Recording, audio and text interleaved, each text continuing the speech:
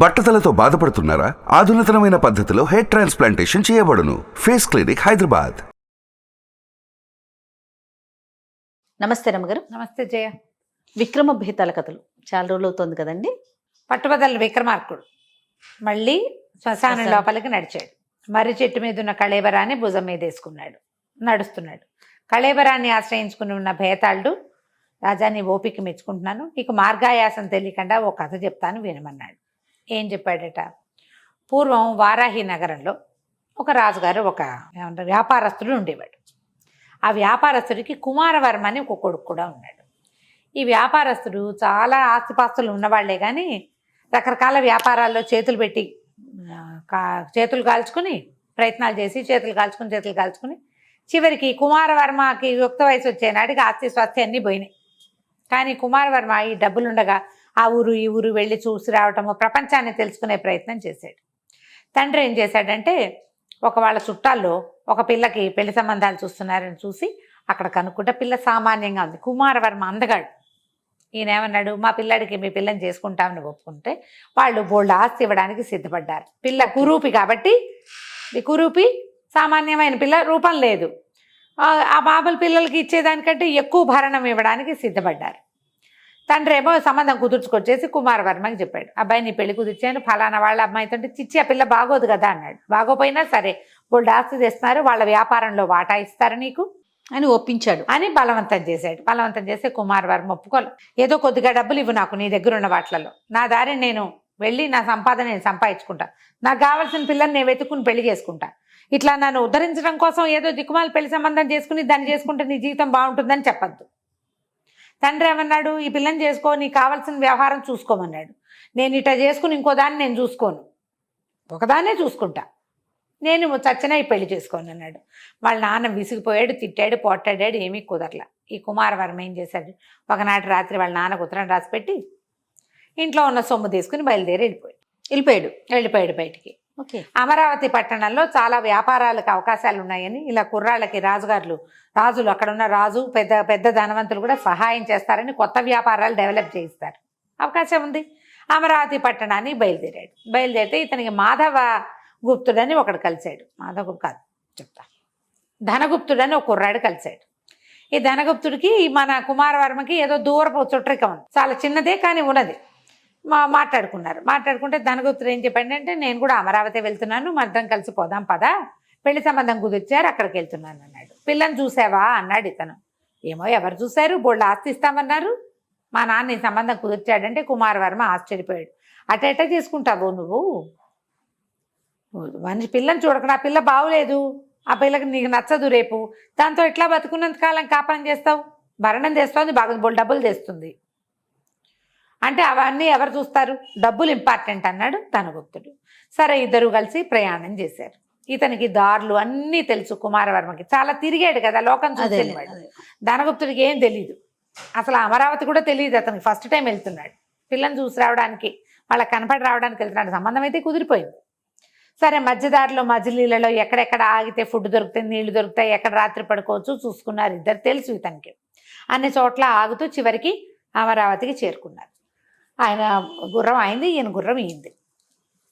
సరే మన కుమారవర్మ అన్నాడు, రాత్రి అయిపోయింది, ఇప్పుడు మీ అత్తవారిల్లు వెతుక్కుంటూ ఏం వెళ్తావు, నేను ఎటాగో సత్రంలో గది తీసుకుంటా, నువ్వు కూడా గది తీసుకో, రాత్రి భోజనం చేసి పడుకుందాం, రేపొద్దునే వెళ్దు కానీ నా పని నేను చూసుకుంటా, నీ దారి నువ్వు పోదు కానీ అంటే, సరే ఇద్దరు ఒక మంచి పెయిడ్ సత్రంలో దిగి ఎవరి రూముల్లో వాళ్ళు పడుకున్నారు. భోజనాలకి ఏం చెప్పాడంటే కుమారవర్మ అన్నాడు, ఈ 10 రోజుల నుంచి ప్రయాణంలో పిచ్చి చచ్చుదండి తిన్నాం, డబ్బులకు చూడొద్దు, శుభ్రమైన మంచి ఫుడ్ వండించండి అని చెప్పాడు.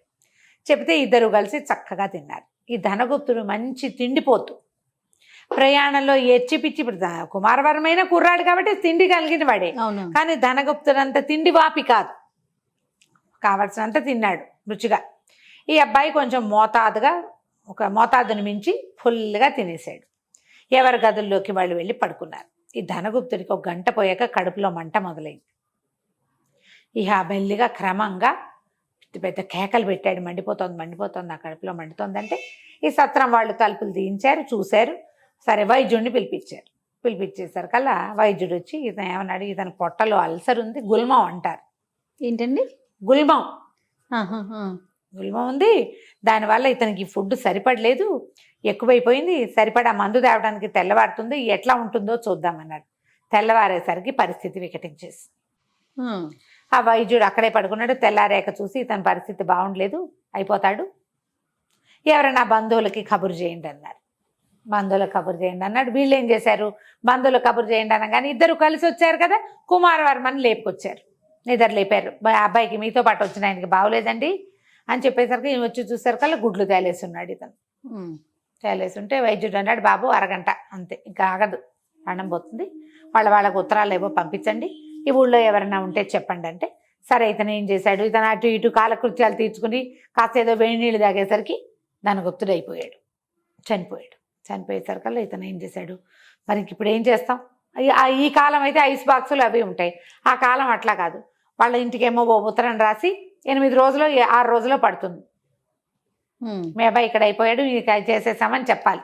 ఇప్పుడు పద్ధతి అది. అప్పట్లో ప్రయాణాలకు కూడా అంత సులువు ఏం కాదు, ఉత్తరాలు వెళ్ళాలి. 7 రోజులు వాడు ప్రయాణం చేసి ఉత్తరం ఇచ్చేస్తాడు. వీళ్ళు కొంచెం నిదానంగా వచ్చారు.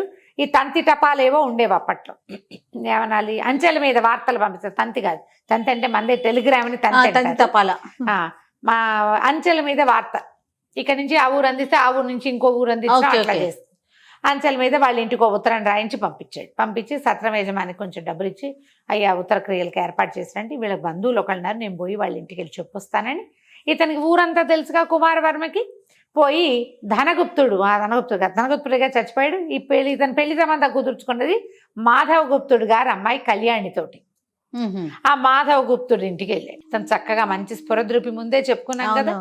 తలుపు కొట్టేసరికల్లా ఆయన తలుపు తీసి, రండి రండి మీకోసం వెయిట్ చేస్తామని తీసుకుపోయాడు. వీడే పెళ్లి కొడుకు అనుకున్నారు వాళ్ళు. మీకోసమే చూస్తున్నాం, రండి రండి అనేసి పెళ్లి కొడుకు హడావిడి చేసేశారు వాళ్ళు. చుట్టాలు పక్కాలు అందరూ చేరారు. ఇతను పాపం నేను కాదండి ఫలానా అని చెప్పనివ్వల, వాళ్ళు చెప్పలేకపోయాడు. అయితే ఈ వచ్చిన గుంపులో చాలామంది చుట్టాలు వాళ్ళు వీళ్ళు వచ్చి పలకరించారు. ఈ అబ్బాయి యాక్టివ్గా ఉండటం, చురుగ్గా కలుపుగోలుగా ఉన్నాడని అందరినీ పలకరించాడు. మరి వాళ్ళ చుట్టాలందరినీ తెలుసుకున్నాడు. కాబోయే అల్లుడు అనుకున్న దానికంటే చురుగ్గా కలుపుగోలుగా అందంగా యాక్టివ్గా కనబడేసరికి సంతోషపడ్డారు వాళ్ళు. అయితే ఈ వచ్చిన చుట్టాల గుంపులో ఒకడు కొరకొరా చూస్తున్నాడు తన్నే అని అనిపించింది. అర్థం కాల, ఏం చేయాలో తెలియలే. సరే పిల్లతో మీరు పిల్ల మాట్లాడుకోండి బాబు అని పిల్లని పిలిచారు. మీరేమైనా మాట్లాడదలుచుకుంటే మాట్లాడండి అంటే, ఆ పిల్ల సన్నగా పొడుగ్గా సెల్లాకల్లే బాగుంది, కాకపోతే మొహం మాత్రం యాక్టివ్గానే ఉంది, కానీ నీతో నాకేమిటి అన్నట్టుగా ఉంది. ఇతను అమ్మాయిని ఏదో పలకరించిపోయాడు. మీకు డబ్బే కదండి కావాల్సింది, తినేసి వెళ్ళండి, డబ్బులు ఎలాగో మీ చేతికి అందుతాయి అంది. అనేసరికి ఇతనికి అర్థం కాల, ఈ పిల్లకి పెళ్ళంటే ఇష్టం లేదు. ఒకటి, ఆ కొరకరా చూసిన వాడు దీనికి ఈడైన వాడుగా కనపడుతున్నాడు. వాడు దీనికి ఏమవుతాడో అని బాగా ఆలోచిస్తే మేనమావ కొడుకు వరస అయ్యేలాగా జ్ఞాపకం వచ్చింది. ఇక్కడ ఏదో ఫిక్స్ నడుస్తోంది. వీళ్ళు పెద్ద ఆస్తికి ఆశపడి బాగా కట్నం ఇస్తామని ధనగుప్తుడి సంబంధం కుదుర్చుకున్నారు. ఓకే, భోజనాలు అన్నారు. సరే ఈ భోజనాలు అయ్యేసరికల్లా, భోజనం పెట్టేసరికల్లా ఆ కొరకొరా చూస్తున్న కుర్రాడి పేరు వజ్రపాలుడు. వాడు కాస్త ఈ కుమారవర్మ దగ్గరకు వచ్చి, ఏంటి అన్నం తినేసి వచ్చి చూసేసి అందరితో యాక్టివ్గా మాట్లాడితే పెళ్ళైపోయినట్టేనా, ద్వంద్వ యుద్ధంలో కానీ కళ్యాణి నీకు దక్కదన్నాడు. అనేసరికి ఈయన ఆశ్చర్యపడి, ఇతను వెళ్ళినప్పుడు ఇతనికి నడువుకి ఖడ్గం ఉంది, కత్తిపుచ్చుకుని తిరుగుతున్నావు, నువ్వు అంత పరాక్రమశాలివా అని అడిగాడు. ఎందుకంటే వాళ్ళు ఎంక్వైరీ చేసిన దాని ప్రకారము ధనగుప్తుడు వాళ్ళు సోబర్ వాళ్ళు, అబ్బాయికి ఖడ్గ విద్యలు వచ్చిన వ్యవహారం లేదు. కానీ కుమారవర్మ మాత్రం గట్టివాడు, అతను లోకం చూసినవాడు, అన్ని నేర్చుకున్నాడు అతను. ఇతను నడువుకి ఖడ్గం ఉంది, నువ్వు ఖడ్గం పెట్టుకున్నంత మాత్రం పరాక్రమశాలి అయిపోతావా అంటే, ఇతను అన్నాడు, కుమారవర్మ నీకేదో సరదాగా ఉన్నట్టుందే, నాతో కత్తి కలపాలని, నేను రెడీ అన్నాడు. సరే భోజనాలు అయ్యాక పక్కన ఉన్న తోటలోకి రా, అక్కడ నీ అంతు తెలుస్తానని వజ్రపాలుడు చెప్పేశాడు. ఇతనికి తెలిసినంత మటుకు ధనగుప్తుడికి అటువంటి సీన్ లేదు, స్టైలిష్గా ఖడ్గం పెట్టుకొచ్చాడు, వీడిని 2 దెబ్బల్లో పడగొట్టేయచ్చు అనుకున్నాడు. ఓకే, ఆ పక్కన భోజనాల తర్వాత నోట్లో పక్కపడేసుకుని అటు ఇటు తిరుగుతుంటే తోటలోకి పిలుచుకెళ్ళాడు. తోటలో ఇద్దరు కత్తులు తీశారు కల్లా 2 దెబ్బల్లో కుమారవర్మ వజ్రపాలుడిని పడగొట్టేశాడు. ఇక చేసేదేం లేదు. ఇంతలో కళ్యాణి వచ్చింది. ఆ అమ్మాయి ఏమనుకుంటుంది, వీడు పడిపోయిన వాడిని పెళ్లి చేసుకుంటారా, ఏ ఆడపిల్లలైనా చేసుకోరు కదా, గెలిచిన వాడు కావాలి ప్రతి వాళ్ళకి. ఇతను ఖడ్గం తీసి దీంట్లో పెట్టుకుంటూ మాధవ వర్మ గారు కూడా వెనకాలే వచ్చాడు. వస్తే బాబు ముహూర్తం ఎప్పుడు పెట్టుకుందాం, ఏమిటంటే ముహూర్తాలకి ఏముందిలేండి, నా శవం ఎదురు చూస్తోంది దాంట్లో సత్రంలో అంత్యక్రియలు, నేను అక్కడ లేకుండానే అంత్యక్రియలు చేసేస్తారా ఏమిటో, నేను వెళ్ళొస్తానండి అని చెప్పి వెళ్ళిపోయాడు.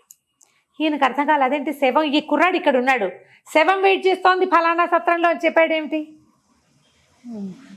ఇతను వచ్చిన వాడు ఇలాంటి మాట మాట్లాడుతున్నాడు ఏమిటని ఎవర్రా అక్కడ అని ఎవరినో నౌకర్ని కేకేశారు. ఫలానా సత్రంలో ధనగుప్తుడు అనేవాడు దిగాడో లేదో కనుక్కురమ్మన్నారు. వాడు గుర్రం వేసుకుని ఆగ మేఘాల మీద వెళ్ళాడు. వెళ్ళేసరికి ఈ మనవాడు కుమారవర్మ నడుచుకుంటూ వెళ్ళే లోపలే సైనికుడు వెళ్ళిపోయాడు. అక్కడికి వెళ్ళిపోతే అక్కడ సత్రంలో ఏం చెప్పారు, మా ధనగుప్తుడు అనేవాడు దిగాడని, వాడు ఇవాళ పొద్దున్నే చచ్చిపోయాడని, అంత్యక్రియలు ఏర్పాట్లు అవుతున్నాయని చెప్పారు. వాడు పరిగెత్తుకొచ్చాడు, బాబు వాడు వచ్చిన వాడు దయ్యమండి, వీడు ధనగుప్తుడి శవాన్ని చూడలా. ఓ ధనగుప్తుడు ఇప్పుడు ఇక్కడికి వచ్చిన కుర్రాడు ఎవరు, ధనగుప్తుడు. వాడు ఏం చెప్పాడు, నేను చచ్చిపోయాను, నా శవం అక్కడ వెయిట్ చేస్తోంది, నేను లేకుండా అంత్యక్రియలు చేస్తారేమోనని చెప్పి వెళ్ళిపోయాడు. అంటే ధనగుప్తుడి దయ్యం వచ్చిన ఫీలింగ్ కలిగించాడు వీళ్ళకి. ఓకే, వీళ్ళు తెల్లబోయారు. అక్కడి నుంచి ఏదో ఉత్తరం పంపించారు, మీ అబ్బాయి మరణించాడు అది ఇది అని. కుమారవర్మ వెళ్ళిపోయి తన దారిని తను ధనగుప్తుడి అంత్యక్రియల్లో పాలు పంచుకొని ఆ ఊళ్ళో తను చేయదలుచుకుని వ్యాపారం చేసుకున్నాడు. సత్రం ఖాళీ చేసేసాడు, అక్కడి నుంచి వెళ్ళిపోయాడు. ఈ కథ చెప్పాడు బేతాళుడు విక్రమార్కుడికి చెప్పాడు. చెప్పి అడిగాడు, వచ్చిన కుమారవర్మ, నేను కుమారవర్మనని ధనగుప్తుడు వేరేవాడని, వాడు చచ్చిపోయాడని ఎందుకు చెప్పకుండా ధనగుప్తుడి దయ్యంగా ఎందుకు నటించాడు అడిగేసరికల్లా ధనగుప్తుడు అతనికి కుమారవర్మకి తెలిసిపోయింది, మాధవగుప్తుడికే పిల్లనిచ్చి పెళ్లి చేయాలనుంది కానీ ఆ కళ్యాణికి వీడి మీద ఏ ఇంట్రెస్టు లేదు. డబ్బుల కోసం తన్ని ధనం కోసం పెళ్లి చేసుకునే వాడి మీద ఆ పిల్లకి ఆసక్తి లేదు, వజ్రపాలుడి మీద ఆసక్తి ఉంది. ఆ అమ్మాయి ఏమనుకుందంటే 2 దెబ్బలతో ధనగుప్తుడిని పడగొట్టేస్తాడు వజ్రపాలుడు, వాడే మొహమాట పడి పెళ్లి మారేస్తాడు అనుకుంది. ఇప్పుడు వజ్రపాలుడు ఓడిపోయాడని తెలిస్తే, వీడు ఇంకోడని తెలిస్తే వజ్రపాలుడు వీక్ అనుకుందా, ఆ అమ్మాయి ఆ వీక్ పర్సన్ తోటి కాపురం చేయాలి. అలా కాకుండా వాడు వీరాది వీరుడని నమ్మితే ఆ అమ్మాయి జీవితం సంతోషంగా ఉంటుంది. ఎలాగో ధనగుప్తుడు పోనే పోయాడు, అదే మనకేమీ ఇంట్రెస్టు లేదు. అందుకని అతను ఏం చేశాడు, ఇప్పుడు మనకు నష్టం లేదు, తను ధనగుప్తుడి దయ్యం అయినంత మాత్రాన్ని మనకు వచ్చింది ఏం లేదు. వాళ్ళకు కూడా ఇంకా ఆ ఊరు సంబంధం వద్దు, ఇంత మటుకు వచ్చి ఇట్లా చెడిపోయినప్పుడు చుట్టాల్లోనే ఎవరో ఒకరికి ఇచ్చేద్దాం అనుకుంటారు. వాళ్ళకి వీలు. కళ్యాణి తన భర్త ఏదో తన కాబోయే భర్త కొంచెం చురుకైన వాడు, అందుకే వాడెవడో వచ్చిన వాడిని ఓడిచ్చాడని, ఒకవేళ ఓడిపోయాడని అమ్మాయి అనుకుంటే దయ్యంతో ఓడిపోవటం పెద్ద లెక్క కాదు కదా. అమ్మాయి చూసింది ఇతను ఓడిపోవటం.